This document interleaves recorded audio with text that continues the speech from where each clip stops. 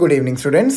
So, this is our lecture number 81 on the Code of Criminal Procedure 1973 and the भारतीय नागरिक सुरक्षा संहिता 2023. तो हमने अपनी चैप्टर 10 की डिस्कशन को शुरू किया था फ्रॉम सेक्शन चैप्टर 11 की डिस्कशन को शुरू किया था. ठीक है, उसका जो पार्ट ए था वो हमने कंप्लीट कर लिया था. आज हम लोग पार्ट बी से अपनी डिस्कशन को कंटिन्यू करेंगे. ठीक है, which basically relates to public nuisance. ठीक है, तो शुरू करते हैं अपने डिस्कशन को फ्रॉम सेक्शन 152. और आज हम लोग पार्ट बी और पार्ट सी इन दोनों को कवर कर लेंगे. पार्ट डी हम लोग नेक्स्ट लेक्चर में नेक्स्ट लेक्चर में करेंगे. उसको कंक्लूड करने के बाद we will start with plea bargaining. ठीक है, इसके बाद हमारा अपील वगैरह बचा है, वो सब भी हम लोग कर लेंगे. अब इसमें ज़्यादा चीज़ें बची नहीं हैं BNSS के अंदर. जब मेरा ये कोर्स जो है BNSS का जब ये कंप्लीट हो जाएगा देन सब्सिक्वेंटली मैं आपके ऊपर आपके लिए एक समरी वे में सारे सेक्शंस का एक एक्सप्लेनेशन वाला एक लेक्चर बना दूंगा. ठीक है, वो बहुत छोटे छोटे लेक्चर्स होंगे जहाँ पर मैं आपको समराइज़ कर दूंगा कि सेक्शंस में क्या क्या बोला गया है. अलॉन्ग विद दैट जो भी उस सेक्शन से रिलेटेड इंपॉर्टेंट केस लॉज हैं उनका भी मैं एक बार आपको समरी दे दूंगा ताकि आपकी रिवीजन हो जाए. Is that clear? ठीक है, तो शुरू करते हैं हमारी डिस्कशन जो है सेक्शन 152 से. Public nuisance. Section 152 Conditional Order for Removal of Nuisance. Whenever a district magistrate or a subdivisional magistrate or any other executive magistrate specially empowered in this behalf by the state government on receiving the report of a police officer or other information and on taking such evidence as it thinks fit considers. अब इसका मतलब यहाँ पर ये है, पहले तो आप लोग ये ध्यान रखिए कि जो सेक्शन 152 के अंदर जो अथॉरिटीज़ हैं वो आपके प्रीलिम्स के लिए बहुत इंपॉर्टेंट है. तो कौन कौन सी अथॉरिटीज़ का यहाँ पे मेंशन किया गया है? District magistrate, sub divisional magistrate and along with that ऐसा कोई भी एग्जीक्यूटिव मैजिस्ट्रेट जिसको स्पेशली इंपावर किया गया by the state government in this behalf. In authorities को ध्यान रखिएगा, ये अक्सर प्रीलिम्स में पूछ देते हैं. वो क्या करेंगे, लिख देंगे DM, SDM, EM और वहाँ पे नीचे डाल देंगे लाइक फर्स्ट क्लास मैजिस्ट्रेट और सेकंड क्लास मैजिस्ट्रेट आपको कंफ्यूज करने के लिए, और आप जुडिशियल अथॉरिटी के ऊपर टिक करके आ जाएंगे, मतलब उसको आप मार्क करके आ जाएंगे और आपका आंसर गलत हो जाएगा. तो अथॉरिटीज़ को ध्यान रखिएगा, इट इज़ वेरी इंपॉर्टेंट. तो यहाँ पर ये कह रहा है जब भी कोई district magistrate, sub divisional magistrate या फिर कोई ऐसा एग्जीक्यूटिव मैजिस्ट्रेट जिसको स्टेट गवर्नमेंट ने स्पेशली इंपावर किया है इन दिस बिहाफ, अगर वो पुलिस ऑफिसर से कोई रिपोर्ट रिसीव करता है, अलॉन्ग विद दैट अगर वो सुओ मोटो भी इसके बारे में कुछ जानता है, मतलब उसको कोई इन्फॉर्मेशन मिलती है, फॉर एग्जांपल किसी ने टेलीफोन के थ्रू उनको इन्फॉर्म कर दिया, ठीक है, कोई मजिस्ट्रेट के ऑफिस में ही जाके उनको इन्फॉर्म कर दिया, या फिर सपोज उन्होंने न्यूज़पेपर पढ़ा और उसमें उनको इन मैटर्स के रिगार्डिंग कोई इन्फॉर्मेशन मिल गई. ठीक है, अब कौन से मैटर्स की बात हो रही है? If he considers that any unlawful obstruction or nuisance should be removed from any public place or from any way, river or channel which is or may be lawfully used by the public. ठीक है, अब magistrate को information क्या मिली कि किसी प्रकार का unlawful obstruction cause किया गया है या फिर न्यूसेंस कॉज किया गया है जिसको रिमूव करने की आवश्यकता है फ्रॉम ए पब्लिक प्लेस. अब जैसे मैं आपको बताता हूँ एग्जाम्पल, राइट्स हो रहे थे. ठीक है, राइट्स में क्या किया गया, एक बस को जला दिया गया. अब बस को जला के जो पब्लिक हाईवे होता है, जो आपका हाईवे होता है, उसके बीच में खड़ा कर दिया गया. अब उसकी वजह से क्या हो रहा है, बहुत बड़ा जाम लग रहा है. लोग जो है वो हाईवे की जो फैसिलिटी है उसको यूटिलाइज नहीं कर पा रहे हैं, यूज़ नहीं कर पा रहे हैं. जो आम जनता है उनको तकलीफ पहुंच रही है. या फिर इसमें लिखा है फ्रॉम एनी वे, रिवर और चैनल. ठीक है, सपोज क्या किया उन्होंने, एक रिवर बह रही थी, रिवर का रास्ता रोक दिया. ठीक है, अब जो पानी है वो रुक गया है, वो आगे बह नहीं रहा है, गाँव तक पानी नहीं पहुँच रहा है. ठीक है, तो अगर मान लीजिए ऐसे सिचुएशन में कोई भी अनलॉफुल ऑब्स्ट्रक्शन कॉज होता है या फिर न्यूसेंस. अब न्यूसेंस यहां पर क्या है? ठीक है, न्यूसेंस का मैं आपको एग्जांपल देता हूं कि मान लीजिए कुछ लोग हड़ताल पे बैठे हैं. ठीक है, अब वो हड़ताल में रात के 10 बजे बैठते हैं. रात के 10 बजे वो क्या करते हैं, स्पीकर चालू कर देते हैं. एक रेजिडेंशियल एरिया में हड़ताल कर रहे हैं, वहाँ पर एक स्पीकर चालू कर देते हैं, उसमें ज़ोर ज़ोर से चिल्लाते हैं कि हमारी मांगे पूरी करो, हमारी मांगे पूरी करो. और जैसे ही सुबह के 5 बजते हैं उनका हड़ताल खत्म हो जाता है. और ये काम वो डेली कर रहे हैं. अब अगर वो रात के 10 बजे से लेके सुबह के 5 बजे तक स्पीकर पे तेज तेज चिल्लाएंगे तो ऑब्वियस सी बात है उसकी वजह से जो आम जनता है वहाँ पर अगल बगल वो सो नहीं पाएगी चैन से. तो यहाँ पर क्या है, यहाँ पर न्यूसेंस कॉज किया जा रहा है. अच्छा, न्यूसेंस होता क्या है? न्यूसेंस ये होता है बेसिकली कि आपका कोई ऐसा एक्ट जो पब्लिक या फिर प्राइवेट, किसी प्राइवेट पर्सन का जो राइट है, जो वो पीसफुली जो राइट रखता है अपनी प्रॉपर्टी को एंजॉय करने का, अगर उसमें उसको किसी भी प्रकार का नुकसान पहुंचता है तो यहाँ पर हम ये कहेंगे कि उस पर्टिकुलर पर्सन के एक्ट की वजह से न्यूसेंस कॉज हुआ है. ठीक है। Basically nuisance is when your act infringe the rights of public और अ प्राइवेट पर्सन, ठीक है, जिसकी वजह से वो अपने राइट्स को पीसफुली इंजॉय नहीं कर पाते हैं। जैसे मान लीजिए मैंने अभी आपको स्पीकर वाला एग्जांपल दिया, तो हम सबके पास एक राइट टू पीसफुल स्लीप का फंडामेंटल राइट है बाय वर्च्यू ऑफ आर्टिकल 21, ठीक है। अब जो आपका ये फंडामेंटल राइट है वो उस न्यूसेंस की वजह से इन्फ्रिंज हो रहा है। तो यहाँ पर जो मजिस्ट्रेट हैं वो क्या करेंगे, तो जो ए है ना इसको हम लोग 1 के साथ पढ़ते हैं, इसके साथ, टू रिमूव सच ऑब्स्ट्रक्शन और न्यूसेंस, ठीक है। अब मान लीजिए जलती हुई बस को उन्होंने हाईवे के बीच में खड़ा कर दिया था, तो वहाँ पर वो क्या करेंगे, वहाँ पर वो जो जलती हुई बस है उसको हटवाएंगे, ठीक है, ताकि जो हाईवे है वो वापस से एक्टिव हो जाए, लोगों को हाईवे पे गाड़ी चलाने में कोई डिफिकल्टी ना आए, ठीक है। और न्यूसेंस है, मान लीजिए स्पीकर वगैरह जो रात में बजा रहे थे, जो भी हड़ताल वगैरह की जा रही थी उनको हटाया जाए, स्पीकर्स को वहाँ से हटाया जाए। Is that clear? To remove such obstruction और न्यूसेंस, मतलब कि ऐसे सिचुएशन में जो मजिस्ट्रेट हैं, जो अथॉरिटीज़ हैं, जो सेक्शन 1 में मेंशन किया गया है, उनके पास ये पावर है कि वो ऑर्डर कर सकते हैं कि ऐसी ऑब्स्ट्रक्शन को या फिर न्यूसेंस को हटाया जाए। Is that clear? बी पे आते हैं। मैं आपको पहले बता दे रहा हूँ, जो ये आपका जो सेक्शन जो मैं अभी आपको पढ़ा रहा हूँ सेक्शंस, ठीक है, अब ये इतनी इंपॉर्टेंस होल्ड नहीं करते हैं for the purpose of prelims और मेंस, ठीक है। थोड़ी बहुत इनकी इंपॉर्टेंस है, तो मैं आपको समझा दे रहा हूँ चीज़ों को, ताकि जब आप रिवाइज करें अपने बैरेट को तो आपको इसकी लैंग्वेज को समझने में कोई डिफिकल्टी ना आए। Is that clear? ठीक है। That the conduct of any trade or occupation or the keeping of any goods or merchandise is injurious to the health or physical comfort of the community, and that in consequence such trade or occupation should be prohibited or regulated, or such goods or merchandise should be removed or the keeping thereof regulated। अब यहाँ पर मैं आपको बताऊँ situation क्या है।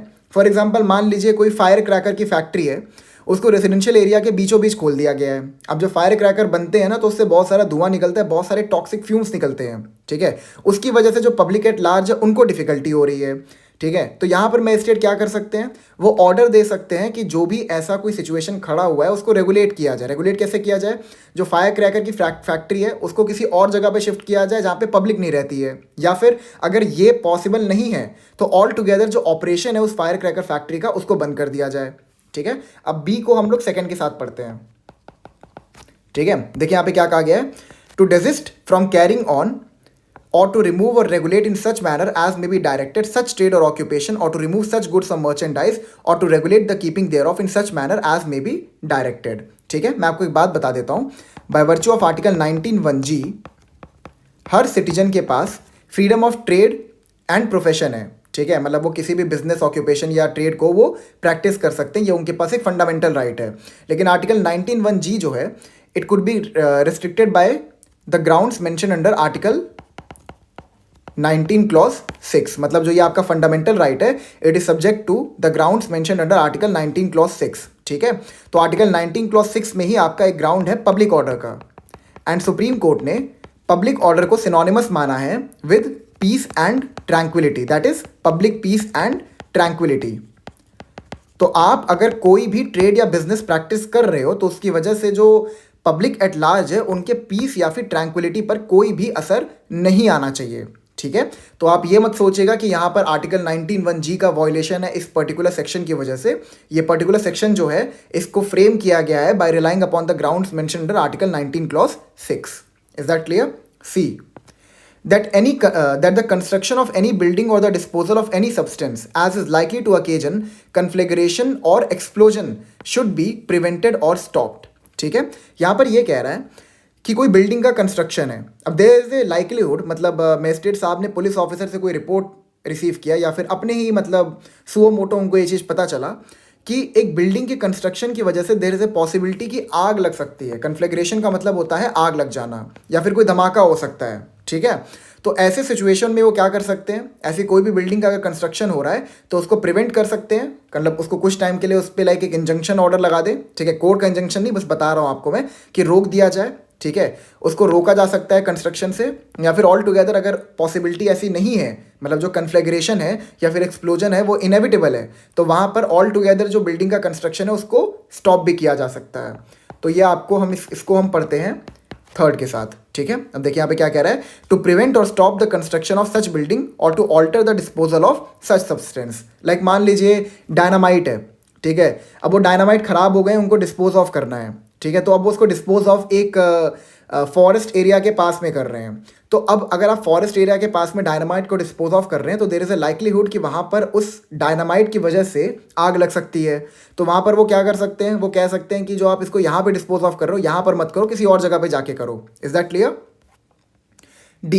That any building, tent or structure or any tree is in such a condition that it is likely to fall and thereby cause injury to persons living or carrying on business in the neighborhood or passing by, and that in consequence the removal, repair or support of such building, tent or structure or the removal or support of such tree is necessary। मान लीजिए कोई पुरानी building है, ठीक है, कोई पुराना tent या फिर ट्री है, देर इज ए लाइकलीहुड कि वो पर्टिकुलर बिल्डिंग, टेंट या ट्री जो है वो गिर सकता है। अब देखिए यहाँ पर ना कंस्ट्रक्शन की बात हो रही है कि बिल्डिंग अभी अपने कंस्ट्रक्शन फेज में है। डी उन सिचुएशन से बात करते हैं, जैसे आपको पता होगा दिल्ली में बहुत सारी बिल्डिंग्स जो हैं वो पुरानी होती हैं।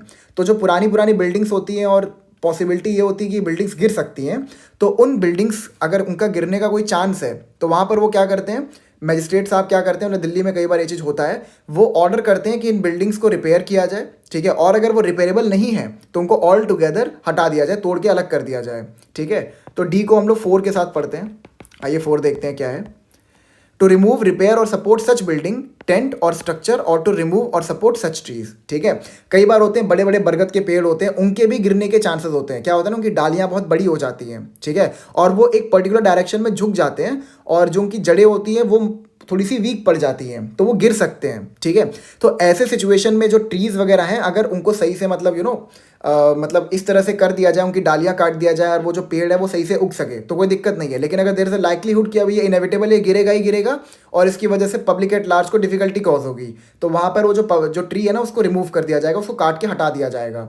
एक तरीका और होता है, आपने शायद मूवीज़ वगैरह में देखा होगा कि अक्सर ऐसे पेड़ों के ना जो जड़ें होती हैं उसमें एसिड डाल दिया जाता है। ठीक है, उसमें एसिड डालने के बाद इनकी ग्रोथ रुक जाती है और सड़ के अपने आप ही मतलब खत्म हो जाता है वो पेड़। तो ये सब भी मतलब कुछ तरीके होते हैं।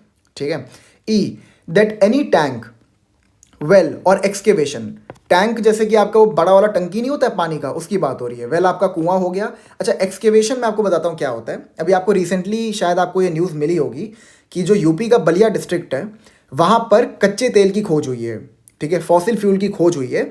तो जब फॉसिल फ्यूल को खोजा जाता है ना तो उसके लिए बड़े बड़े गड्ढे खोदे जाते हैं। ठीक है, तो दैट एनी टैंक, वेल और एक्सकेवेशन, तो एक्सकेवेशन मतलब वही गड्ढा खोदना, adjacent to any such way और public place should be fenced in such manner as to prevent danger arising to the public. ठीक है, अब आप यहाँ पर क्या कर रहे हो, मतलब कोई यहाँ पे कोई टैंक है, वेल है या फिर एक्सकेवेशन है, ठीक है, अगर उसको प्रॉपरली फेंस ना किया जाए तो उसकी वजह से पब्लिक जो है, पब्लिक एट लार्ज जो है, उनको डिफिकल्टी कॉज हो सकती है। तो ई को हम लोग पढ़ते हैं 5th के साथ। अब देखिए यहाँ पे क्या कॉज ऑफ एक्शन है जो मैजिस्ट्रेट ले सकते हैं। To fence such tank, well और एक्सकेवेशन, तो यहाँ पर वो ऑर्डर कर सकते हैं कि अगर ऐसा कोई भी सिचुएशन है तो उसको आप फेंस्ड कर दीजिए, मतलब उसके आसपास में फेंस लगा दीजिए ताकि आम जनता जो है वो उस एरिया में एंटर ना कर सके। मान लीजिए आपने एक्सकेवेशन के पास में फेंस नहीं लगाया, ठीक है, तो क्या होगा, कोई बंदा आराम से फ़ोन चलाते हुए जा रहा होगा, अचानक से वो अपने आप को 10 मीटर गड्ढे के अंदर पाता है। आपको याद होगा बहुत पहले एक केस भी हुआ था, उसको बहुत हाईलाइट किया गया था न्यूज़ मीडिया द्वारा, जहाँ पे एक बच्चा किसी गड्ढे में गिर गया था। ठीक है, तो ये उन सिचुएशन की बात कर रहा है। F, that any dangerous animal should be destroyed, confined or otherwise disposed of। ठीक है, मान लीजिए कोई जंगली जानवर है, वो जैसे कोई शेर या चीता वगैरह है, वो रेजिडेंशियल एरिया में आ गया, जंगल से भाग के वो रेजिडेंशियल एरिया में आ गया, भटकते भटकते घूमते घूमते। ठीक है, तो अब उस जानवर की वजह से ना लोगों को डिफिकल्टी कॉज हो रही है, मतलब उसने किसी बच्चे पर अटैक कर दिया, किसी इंसान पर अटैक कर दिया। तो अगर ऐसा सिचुएशन है, वो जानवर को अगर डिस्पोज ऑफ नहीं किया सकता है तो उसको डिस्ट्रॉय कर दिया जाए, मतलब मार दिया जाए। यहाँ पे डिस्ट्रॉय सिनोनिमस टू मार दिया जाए। कन्फाइंड, कन्फाइंड का मतलब उसको पकड़ लिया जाए, और otherwise dispose of, dispose of का मतलब क्या है कि उसको ट्रैंक्लाइज कर दिया जाए। ठीक है, आपको पता होगा ट्रैंक्लाइजर्स होते हैं जो जानवरों को मारा जाते हैं, सो जाते हैं, और ट्रैंक्लाइज करके वापस से उसको उसके नेचुरल हैबिटेट में रिटर्न कर दिया जाए, दैट इज जंगल में उसको वापस से रिटर्न कर दिया जाए। This is what dispose of here meant. Is that clear? ठीक है, अब आगे पढ़ते हैं यहाँ पे क्या बोल रहे हैं। वैसे एफ को हम लोग 6 के साथ पढ़ते हैं। To destroy, confine or dispose of such dangerous animal in the manner provided in the said order. ठीक है, such magistrate may make a conditional order requiring the person causing such obstruction or nuisance or carrying on such trade or occupation or keeping any such goods or merchandise or owing, possessing or controlling such building, tent, structure, substance, tank, well, excavation or owing or possessing such animal or tree within a time to be fixed in the order। ठीक है, यहाँ पर basically ये कह रहा है कि अगर मान लीजिए ऊपर का कोई भी सिचुएशन सेटिस्फाई हो रहा है तो वहाँ पर जब जो मजिस्ट्रेट है जब वो ऑर्डर पास करेंगे तो जिस भी इंसान के अगेंस्ट में वो ऑर्डर पास किया जा रहा है, ठीक है, उसको एक मौका दिया जाएगा एक time fixed time bound manner में कि आके आप अपने साइड को प्रेजेंट करिए कि हमें ये एक्शन क्यों नहीं लेना चाहिए अंडर 1 to 6। बस यही था इसमें, और कुछ नहीं था इसमें। आपको जो चीज़ ध्यान रखना है that is going to be the authority, that is DM, SDM and DM, ठीक है, ये बहुत इंपॉर्टेंट है। बाकी ये जो चीज़ें मैंने आपको बताई है बस आपकी रीडिंग के लिए बताई हैं, ये इतनी इंपॉर्टेंट नहीं है, ठीक है। अथॉरिटी को ध्यान रखिएगा, प्रीलिम्स के लिए बहुत इंपॉर्टेंट है। आगे बढ़ते हैं, यहाँ पे एक बार देख लेते हैं क्या लिखा है। और if you object so to do to appear before himself or some other executive magistrate subordinate to him at a time and place to be fixed by the order and show cause in the manner hereinafter provided, why the order should not be made absolute, ठीक है। Second, no order duly made by a magistrate under this section shall be called in question in any civil court। यहाँ पर ये कह रहा है कि magistrate ने अगर कोई भी ऑर्डर पास किया है इसके अंडर तो उसको आप सिविल कोर्ट में चैलेंज नहीं कर सकते हो, बिकॉज ये एक पब्लिक पॉलिसी के रिगार्डिंग मैटर है, ठीक है। तो पब्लिक पॉलिसी जो होती है वो एक्सक्लूसिवली एग्जीक्यूटिव का काम होता है, तो वहाँ पर सिविल कोर्ट के पास जाके आप जो ऑर्डर मजिस्ट्रेट ने पास किया उसको चैलेंज नहीं कर सकते। ड्यूली मेड लिखा है लेकिन, ठीक है, मतलब कि प्रोसीजर को फॉलो करते हुए। अगर मान लीजिए प्रोसीजर को फॉलो नहीं किया है then you can challenge the such order, ठीक है। मतलब अगर आपको मौका नहीं दिया बोलने का कि शो कॉज करने का कि यहाँ पर क्यों ये चीज़ मुझे नहीं करना चाहिए, ठीक है। देखिए यहाँ पे लिखा ना, और if you object so to do to appear before himself or other executive magistrate subordinate to him at a time and place to be fixed by the order and show cause in the manner hereinbefore provided, why the order should not be made absolute. मतलब पहले आप एक conditional order pass करेंगे, देखिए यहाँ पे ऊपर लिखा था ना कंडीशनल ऑर्डर, पहले आप एक कंडीशनल ऑर्डर पास करेंगे, उस बंदे को इंटिमिडेट करेंगे कि ऐसा एक्शन लिया जाने वाला है, तो उसको एक मौका दिया जाएगा कि आप आके पहले हमें सेटिस्फाई करिए, आप यहाँ पर शो कॉज करिए, ठीक है, कि ऐसा ऑर्डर जो हमने कंडीशनली पास किया उसको एब्सोल्यूट ना करें। मतलब कि कंडीशनली मतलब ये है कि मान लीजिए कोई बिल्डिंग था, ठीक है, उसकी कंस्ट्रक्शन को कंडीशनली रोक दिया गया। अब अगर वो मजिस्ट्रेट को आगे सेटिस्फाई कर देता है कि यहाँ पर इस बिल्डिंग के कंस्ट्रक्शन की वजह से कन्फ्लेग्रेशन या फिर एक्सप्लोजन के चांसेस नहीं है, तो जो वो कंडीशनल ऑर्डर था उसको रिमूव कर दिया जाएगा। लेकिन अगर वो सेटिस्फाई नहीं कर पाता है तो उस कंडीशनल ऑर्डर को एब्सोल्यूट कर दिया जाएगा। Is that clear? Explanation, a public place includes also property belonging to the state, camping ground and grounds left unoccupied for sanitary or recreative purposes. Not very important. Let's come to 153. The order shall, if practicable, be served on the person against whom it is made in the manner herein provided for service of summons. आपको याद है ना जब मैंने आपको समन पढ़ाया था, समन का जो चैप्टर था जब आपको वो पढ़ाया था, ठीक है, चैप्टर 6, तो उसमें जो प्रोसीजर बताया गया था समन्स के लिए उसको आप फॉलो करेंगे। लेकिन आपका जो प्रयास होना चाहिए वो ये है कि जिस इंसान के अगेंस्ट में समन पास किया जा रहा है, मतलब जिस इंसान को बुलाया जा रहा है कि आके आप हमें सेटिस्फाई करो कि जो कंडीशनल ऑर्डर हमने पास किया उसको एब्सोल्यूट ना किया जाए,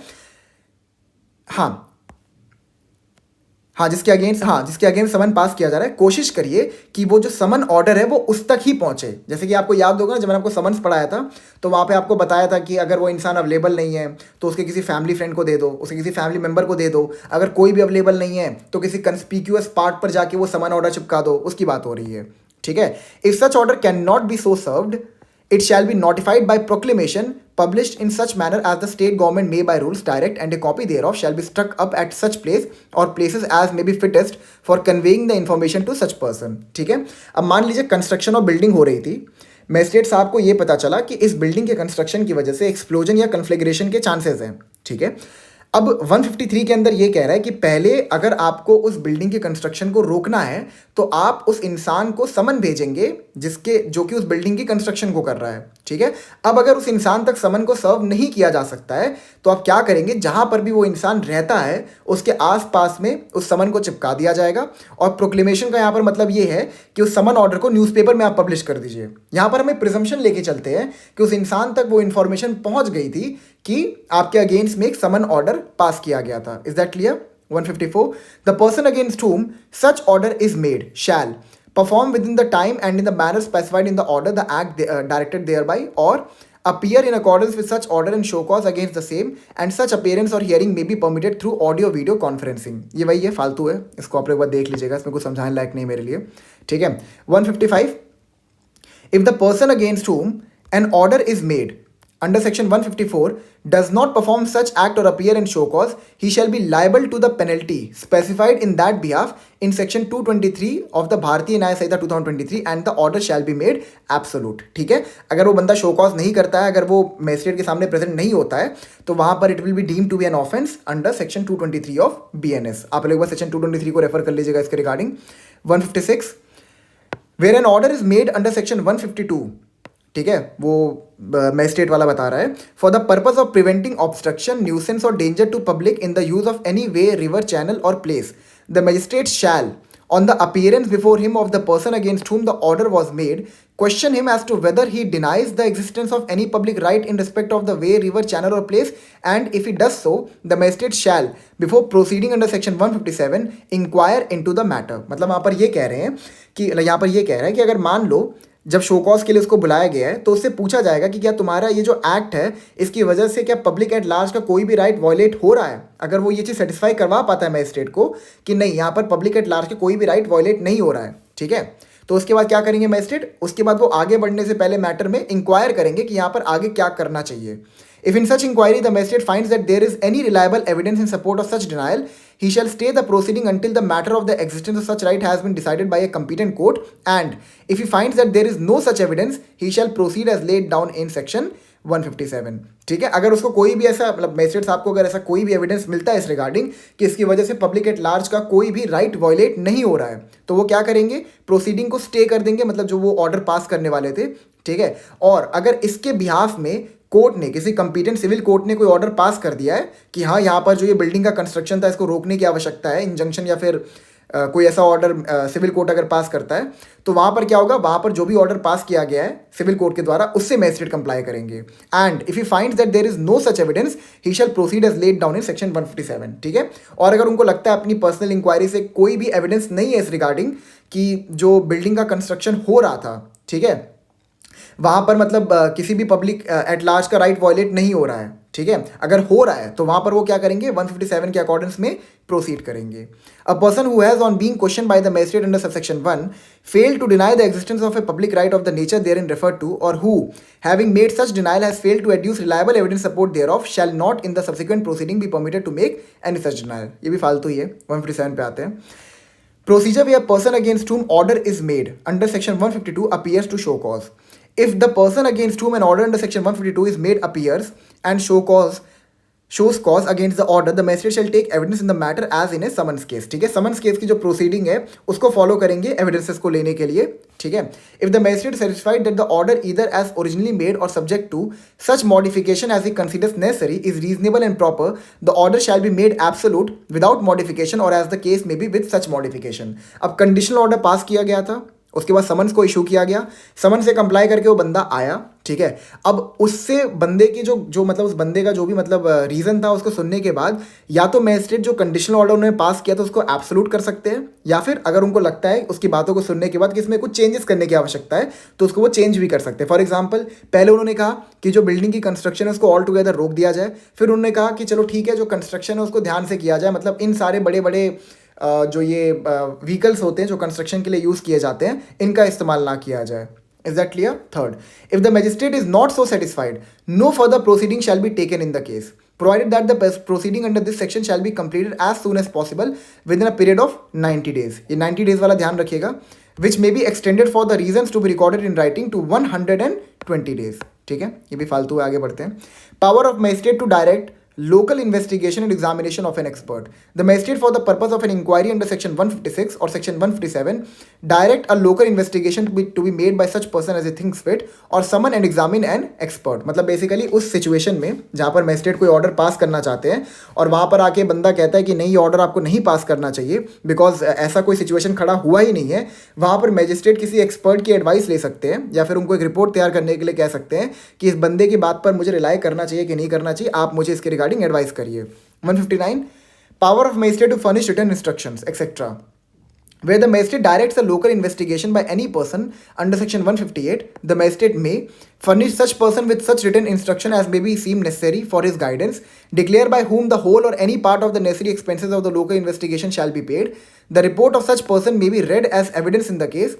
where the magistrate summons and examines an expert under section 158, the magistrate may direct by whom the cost of such summoning and examination shall be paid. ठीक है, ये वही फालतू है, इससे 158 से ये रिलेटेड ही है, इसको आप पढ़ लीजिएगा. ठीक है, 160 161 भी आप एक बार रीड कर लीजिएगा, आपको समझ में आ जाएगा. यहाँ तक कुछ है नहीं, मतलब यहाँ 162 तक. ठीक है, ये आपके रीडिंग का ही है, इसको आप लोग रीड कर लीजिएगा अपने ऊपर, अपने से ही.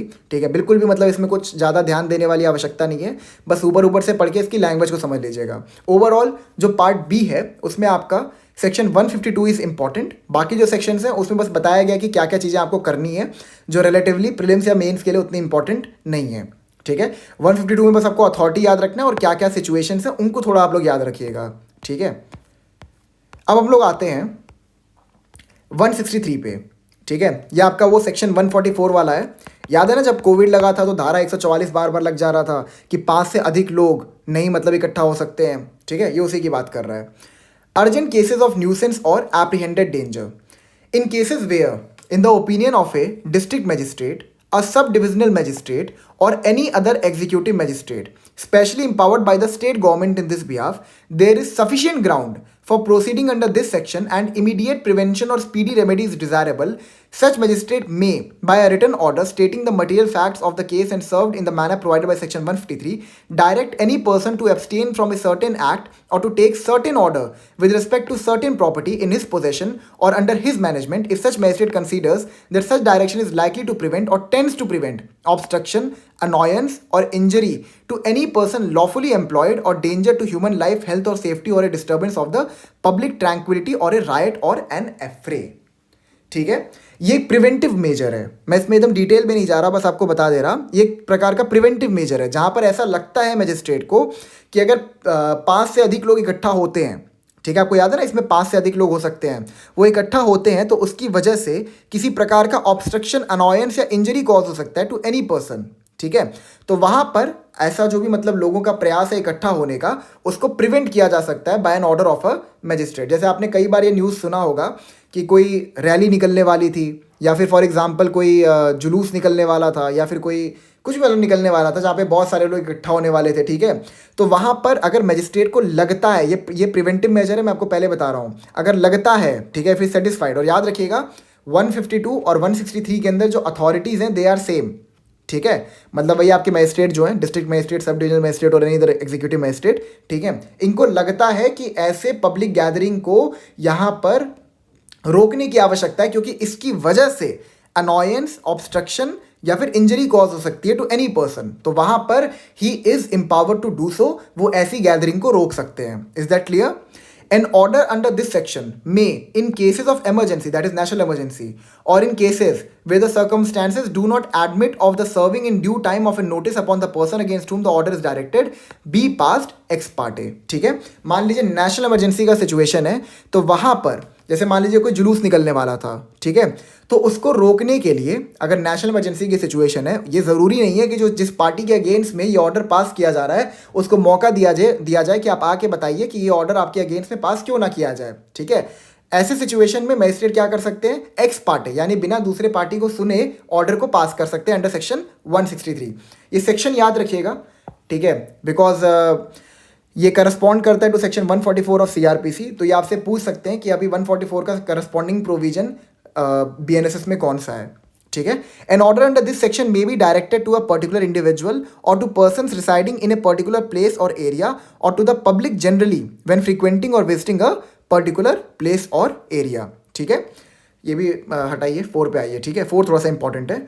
No order under this section shall remain in force for more than 2 months. ये 2 महीने का टाइम फ्रेम ध्यान रखिएगा from the making their of. जो मैजिस्ट्रेट ऑर्डर पास करेंगे उसकी जो मैक्सिमम टाइम फ्रेम जब तक वो एक्टिव रह सकता है that is 2 months, provided that, अब ये एक्सेप्शन है, इफ द स्टेट गवर्नमेंट, कौन, state government, considers it necessary so to do for preventing danger to human life, health or safety, or for preventing a riot or any affray, it may by notification direct that an order made by a magistrate under this section shall remain in force for such further period not exceeding 6 months from the date on which the order made by the magistrate would have, but for such order expired as it may specify in the said notification. Basically मैं आपको बताता हूँ यहाँ पर क्या कह रहे हैं.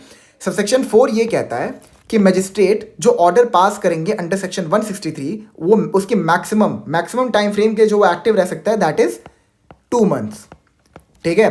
लेकिन सबसेक्शन 4 का जो प्रोवाइजो है ये कहता है कि जो ये आपका 2 मंथ का जो टाइम फ्रेम है इसको 4 महीने के लिए और भी एक्सटेंड किया जा सकता है। मैं आपको समझाता हूं बेसिकली यहां पर क्या कहा जा रहा है।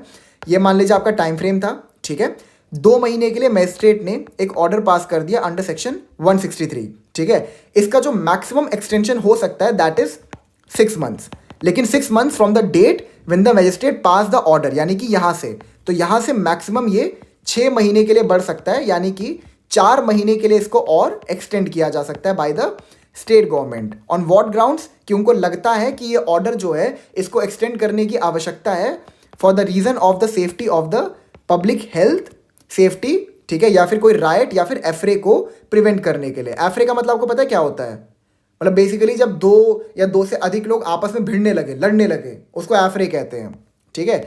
एनी मजिस्ट्रेट में either on his own motion or on the application of any person aggrieved, resigned or alter any order made under this section by himself or any magistrate subordinate to him or by his predecessor in office, ठीक है। Magistrate साहब ने order pass किया था, अब उनको कोई application मिलती है कि ये जो ऑर्डर आपने 2 महीने के लगाया है इतने लंबे टाइम के लगाने की आवश्यकता नहीं थी, ठीक है।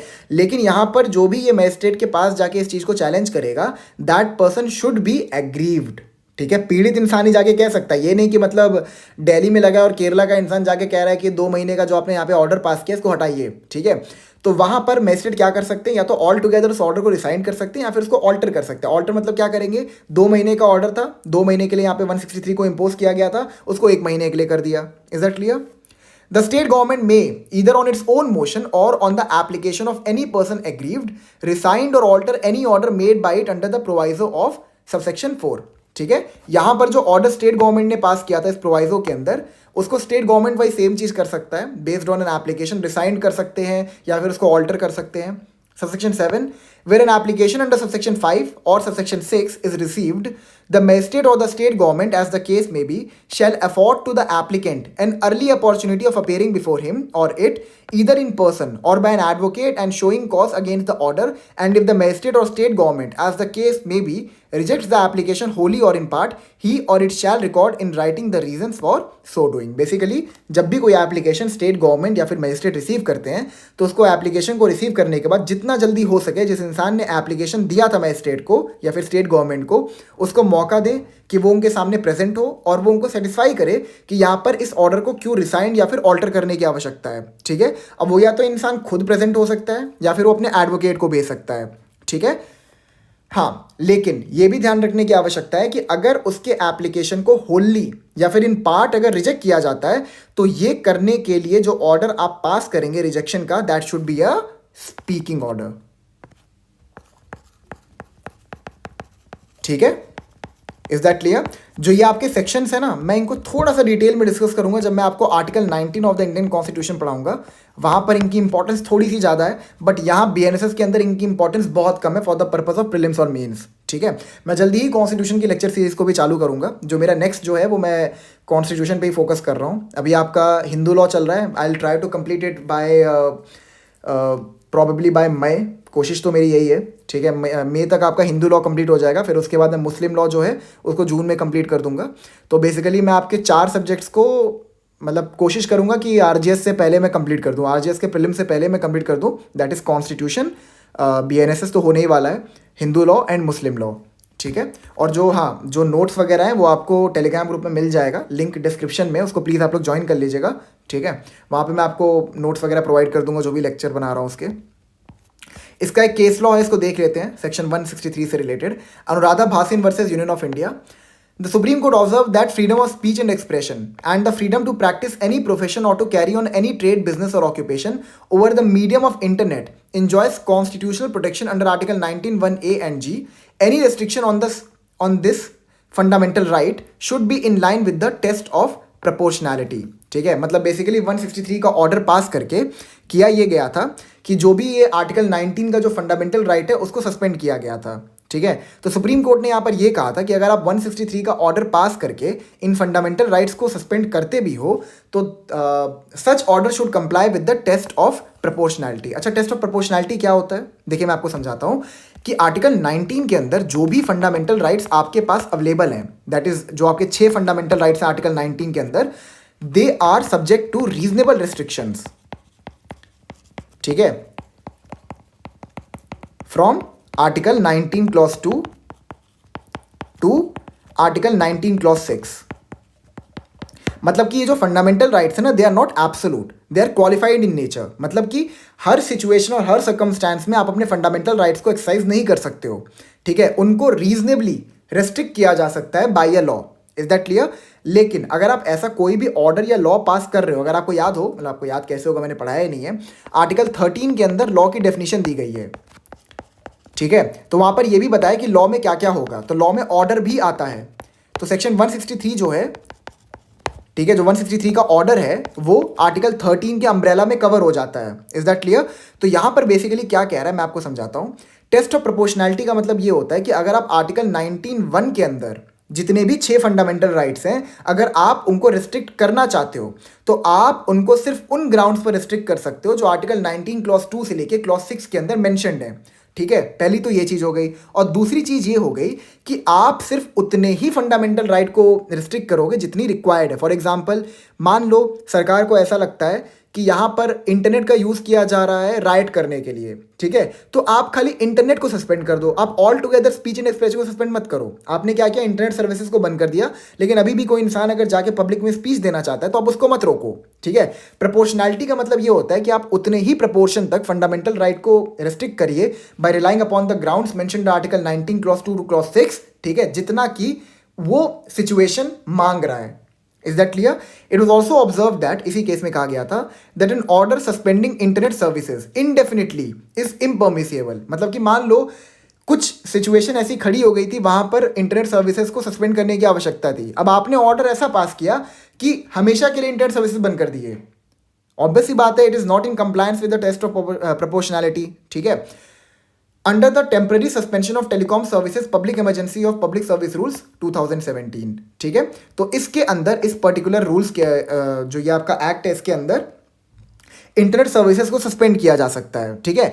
इसके ऊपर भी रिलाय करते हुए आप इंटरनेट सर्विसेज को इनडेफिनेटली नहीं कर सकते, because that will go against the test of proportionality. Is that clear? ठीक है। तो we are done with section 163। Next lecture में आपका ये चैप्टर कंप्लीट हो जाएगा, दैट इज चैप्टर 11। उसके बाद हम लोग प्ली बार्गेनिंग से अपने डिस्कशन को शुरू करेंगे, ठीक है। So thank you so much, I will meet you in the next lecture. Hope so आपको मेरा लेक्चर पसंद आया हो। अगर पसंद आया तो प्लीज़ कुछ प्यार दिखाइए कमेंट सेक्शन में, एंड ऑल्सो लाइक वगैरह भी कर दिया करिए ताकि रीच मेरी भी बढ़े, ठीक है। So thank you so much, I will meet you in the next lecture.